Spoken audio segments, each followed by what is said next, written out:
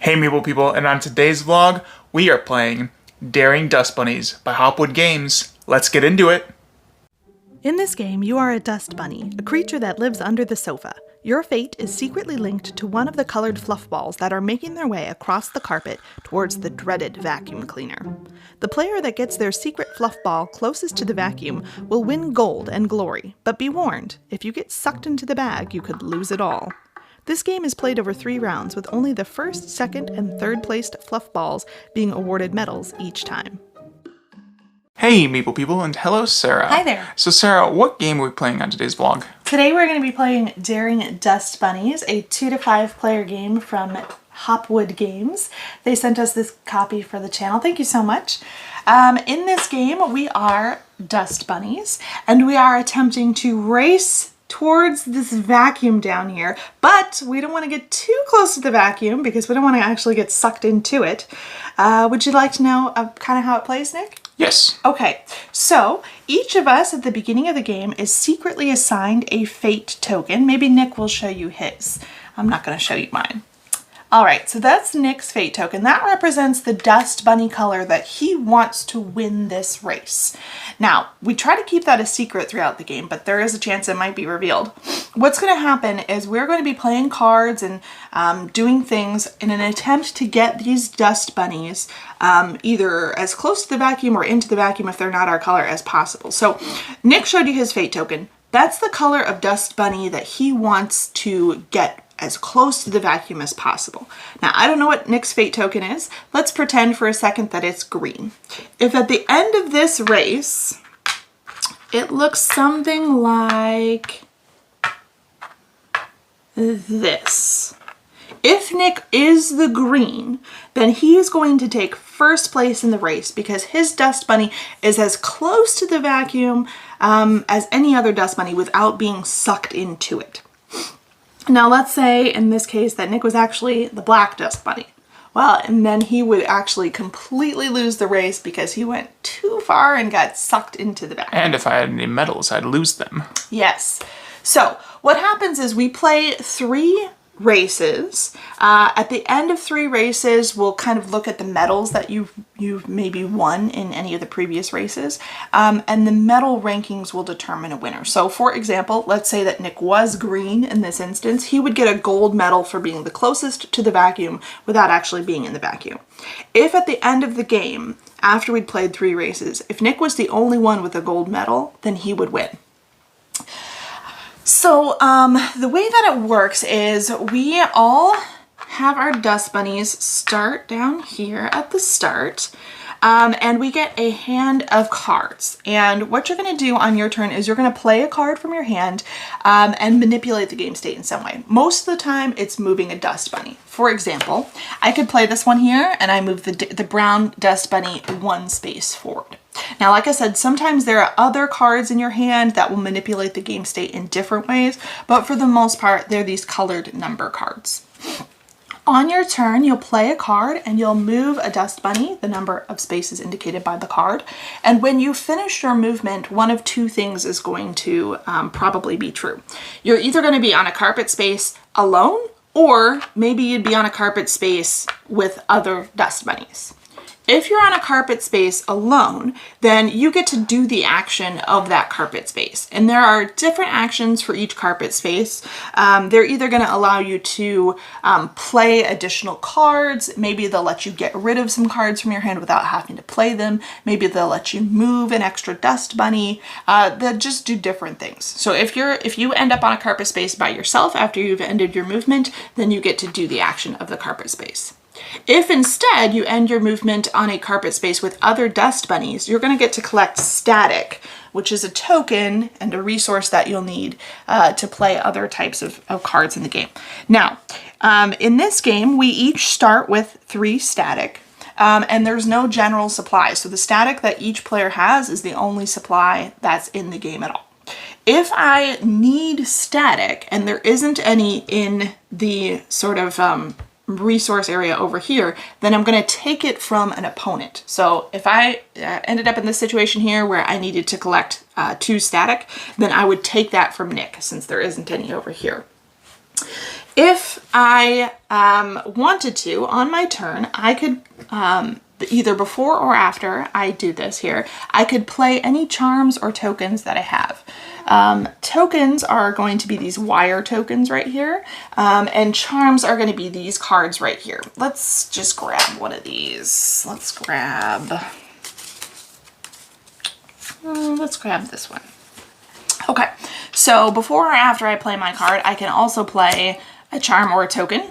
And in this case here, this is going to be the static cost of this card. So I'd have to pay this in static, but then I could do this ability. And this is very similar, but instead of having a set cost, it just costs all of the static I have at the moment. So let's pretend that I played this one right here. I do have 3 static. That's awesome. I'm going to take all 3 of these and I'm going to put them sort of in this supply right over here. And then I'm going to perform the ability of this card. Now, the next time that static is required, instead of taking it from any one player first, you'll take whatever you can from the supply. Then if you still need more, then you can target another player. Okay, so on your turn, you play cards and tokens and kind of in any order that you want to, but when you're finished, you will not draw back up. And that's important because at the start of the game, we each get 4 move cards to start with. And we will, sorry about my cat. He's been really chatty lately. Come here, babe. So at the start of the game, we each get 4 cards. But the thing is, at the end of our turn, we won't draw back up. So maybe after my first turn, I'm down to 3, and then a couple turns later, I'm down to 1, and I play that card. And I don't have any cards left in hand. What's going to happen at that point is I'm going to get to, if I want to pick up a charm, I can, and then I'm going to refill my hand with move cards as well. And this is kind of an interesting design decision because it forces players to, most of the time, play all of the cards in their hand, which means that you're moving dust bunnies that frankly you may not care about, right? Like this is the only dust bunny that I really, really care about. There are 5 other dust bunnies. And because I have to play the cards from my hand, I might end up moving a bunch of bunnies that I don't care about at all. Or even your bunny closer to the vacuum and you're Yes. like, I don't want to do this. Yeah. So what's going to happen is players will play cards and they will spend static to manipulate the game state and that kind of thing until the end of the game and, well, the end of a round. And that's going to look something like this. No dust bunnies can be on the start tile. All of the dust bunnies on carpet spaces have to be there by themselves. So this would not be an end game trigger. This would. And then finally, at least 1 bunny has to be in some portion of the vacuum, either the bag or the tube. Now what's going to happen is we're going to actually score this leg of the race. If a bunny is in any part of the vacuum here, they cannot win the game. Well, they can't win this leg of the race. And then what's going to happen is we're going to look at all the bunnies in this section here. If any player is controlling green, that player is going to get a gold button. If any player is controlling yellow, then they'll get a silver. And if any player is controlling black, then they'll get a bronze. We do this 3 times. So after we score this leg of the race, we'll reset everything. Players will get new fate tokens and we'll play another leg of the race. We play 3 legs of the race. And then at the end, we kind of look at the trophies that players have won. If any one player has a gold trophy, then they just automatically win the game. If not, it'll go down to sort of like tie break sort of situations where like, if I have a silver and Nick has 2 bronze, well, then I would win because I have the silver. And it kind of breaks down after that. So that is it, kind of an overview of Daring Dust Bunnies. And the thing that I thought was frustrating is if you have in later rounds, if you have medals and you get caught in the vacuum, you actually lose all those medals. So that's gonna be interesting. There is a way to get out of the vacuum if the game state is not over yet. Let's say that we're in this situation here where the game is this round of the game is almost over, right? Because the only thing that needs to happen now for the game this leg of the race to end is one of these needs to be moved off onto their own space or moved into the vacuum. There is still a chance for blue in this case here, because if you're in the tube, you can get back out of the vacuum. If you're in the bag, it's too late, sorry. But if you're in the tube, you can still move backwards out of the vacuum. However, as soon as that game state changes and we have an end of round condition, then the round will end and we'll score that leg of the race. And if you're in any part of the vacuum at that point, then this sucks for you, no pun intended. Okay, well, that's an overview of Daring Dust Bunnies, and we're going to go ahead and jump into the game and come back midway through the game, probably around after the second round. We'll come back, so it's a little more than halfway, but we'll tell you all how it's going so far. So yeah, we'll catch you on a little bit. So toodles!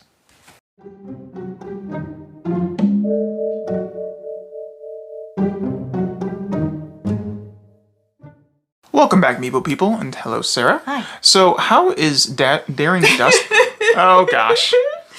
So I won the first race. I got a silver medal, and Nick was in the vacuum, so he didn't get anything. Sucked. But then I lost the second race. I ended up in the vacuum and couldn't get back out before the end of the game. So, I was able to get back out to pull out a gold, which was pretty cool. Yeah. So I lost my silver medal, and Nick gained a gold. So we're headed into the third leg of the race right now, and right now Nick is definitely got a solid grip on the lead, but it's still anybody's game. Yeah, because I could get stuck in the. If Nick ends up into the vacuum in this game, then he'll lose his medal, and hopefully I will gain a medal. But we'll see. We'll see what happens. Yeah, so this is I like the puzzliness of it. I think we mentioned that while we were talking. So it's a race game, right? And it's kind of like a hidden identity game as well. But the actual the bulk of the game to me feels like this puzzle where you're trying to figure out how to manipulate things so that your particular dust bunny ends up where you want it to. Yeah. And it's got a puzzly sort of nature to it. With the actions that you can take on each of the carpet spaces, and the cards that you have in your hand and that kind of thing, you're really trying to figure out how you can play things in kind of the right order and trigger this to do that to, And then when because the rooms change every time you go ahead and switch.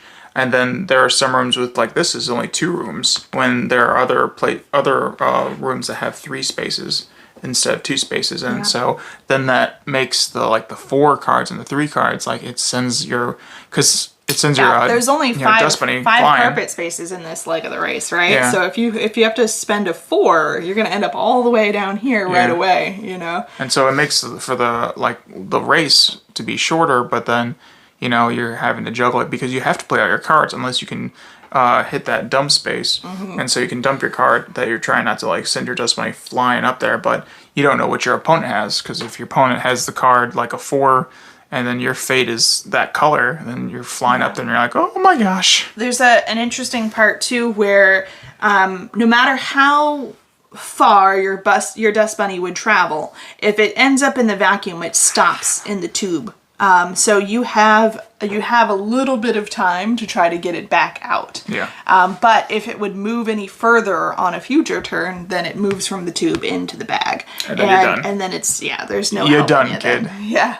So there's an interesting, it's not quite over even if you end up in the vacuum. And if you can manipulate your way back out of the vacuum, then you still have a chance. And there's 2 talisman cards in the game that if you have one and you play it at 1, you have to reveal your own fate. But if you have 2, then at least you can play both and be like, what's yours? And if you're right, then they have to reveal theirs. And even if they're wrong, at least you know a little bit more of okay, well, this one isn't there, so maybe not focus so much on that, playing that first. But yeah, so this is definitely hidden rolls, racing, but I think there's a little bit of push your luck because you're trying to get close, but at the same time, that puzzly nature of it is just really there because you're always trying to get close but not too close. And then how can you manipulate other dust bunnies to take static or even do the actions? Because even if you take all the static from the other player, that really hurts, because even if they draw up and they get a charm card that's really nice, there's some expensive charm cards. Yeah, I actually had a charm card that would have been really helpful to me in the previous leg of the race, but I couldn't accumulate enough static to actually pay for it. And I was trying to, because I kind of knew that was probably my last ditch effort to not end up in the vacuum. So I was trying to do like everything I could to get static so that I could pay for that card, but it just didn't happen. So yeah. So you want to get back into it? Yeah, let's do it. All right, let's do it. So we're going to go jump back into Daring Dust Bunnies by Hopwood Games. And yeah, so we'll catch you guys at the end and see who the winner and the loser is. All right, toodles!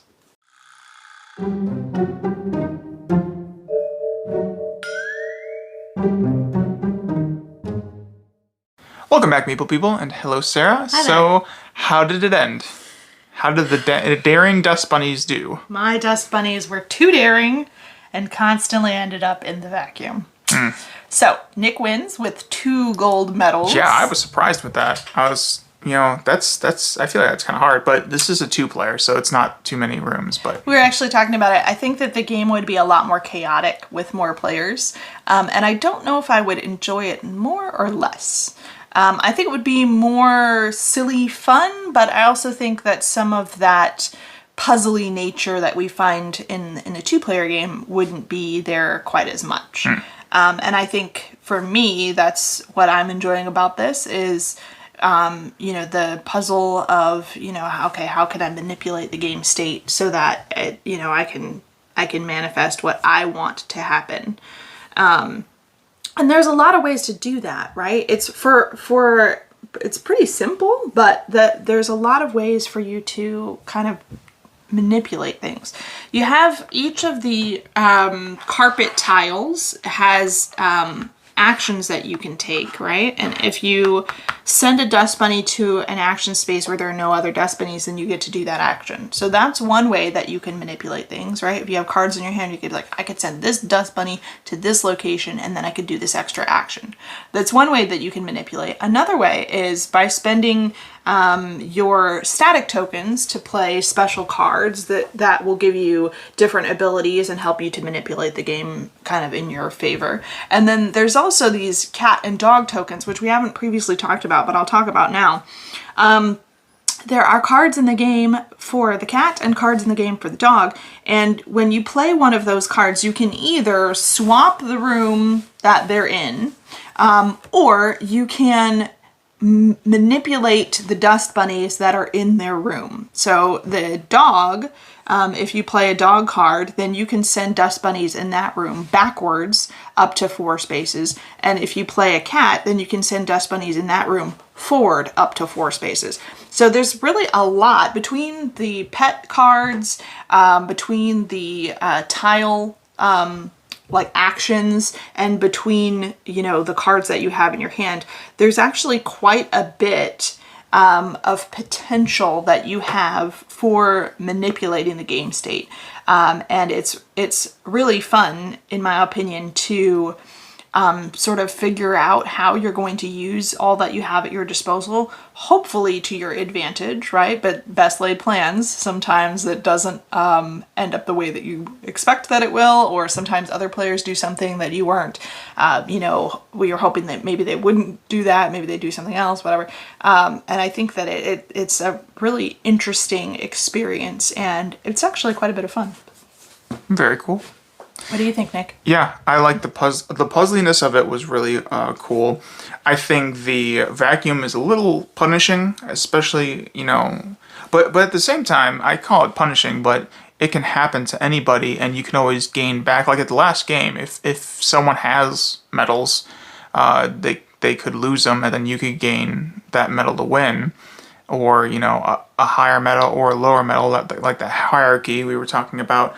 Whoever has the gold, if only one player has the gold, then they win.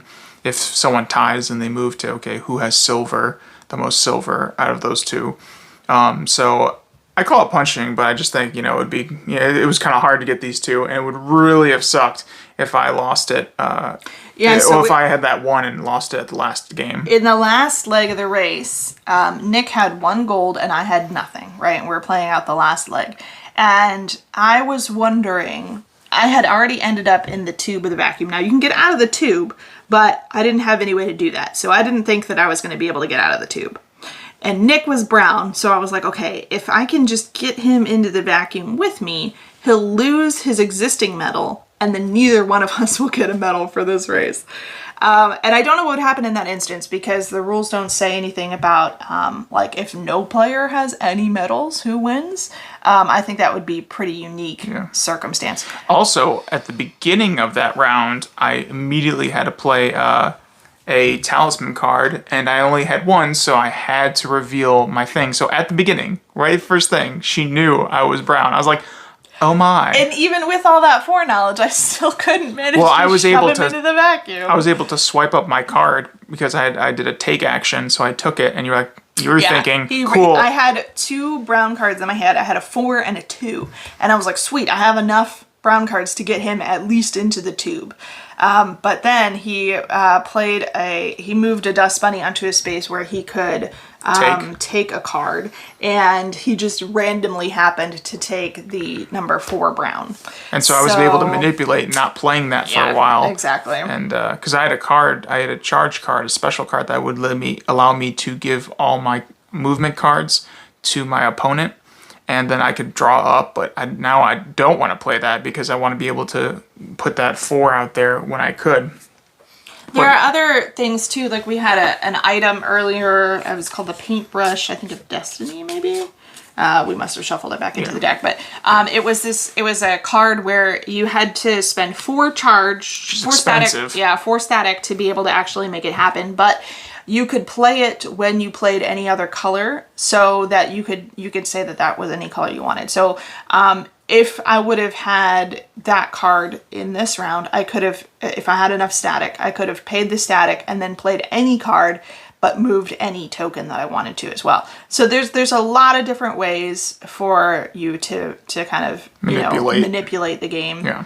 And that makes it challenging, but not in a frustrating way, right? Yeah. It gives you a lot of options to work with, and it makes it feel like no matter what's happening, unless your dust bunny is in the bag, then you always have a chance. You still have a chance, and I like that. So that was our vlog on Daring Dust Bunnies by Hopwood Games. We hope you all enjoyed it, and if you're interested, check it out for yourself. We will have links to Daring Dust Bunnies in the description below.